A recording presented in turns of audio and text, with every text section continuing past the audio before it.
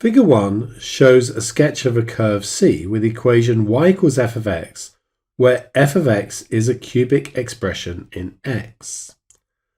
The curve passes through the origin, which we can see here, has a maximum turning point at 2,8 that we can see here, and has a minimum turning point at 6,0, which we can see just here.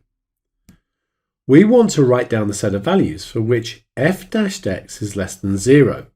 And note that's f dash x, so we're looking at the gradient. Where is the gradient negative? And remember, a negative gradient slopes from top left to bottom right. And we can see that that is happening between the two turning points. So the answer to part A is going to be that x is between 2 and 6. It has to be strictly between 2 and 6 because the gradient will actually be 0 at the turning points. We're now told the line with equation y equals k, where k is a constant, intersects C at only one point. Find the set of values of k, given your answer in set notation.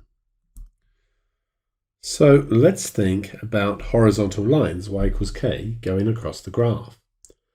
A line down here will cut the graph exactly once. But as soon as you reach the axis, it's going to cut at 2 points. And it will cut at 3 points above there. And it will cut at 2 points exactly at the other turning point. And then once we're above, it's only going to cut once again. So it looks like below 0 and above 8. We can write that as the set of values of k, such that k is more than 8, in union with the set of values of k, such that k is less than 0. Let's move on to part C. Find the equation of the curve. You may leave your answer in a factorized form.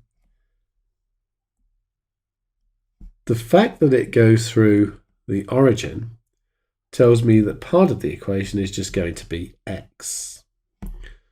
The double root here at 6 tells me that x minus 6 squared is part of the equation. There may be a constant in front here, which we can then work out. We could use the turning point to help us work that out.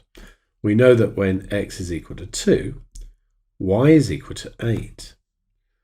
So 8 would be equal to 2a, 2 take away 6 squared. So 8 is equal to 2a negative 4 squared.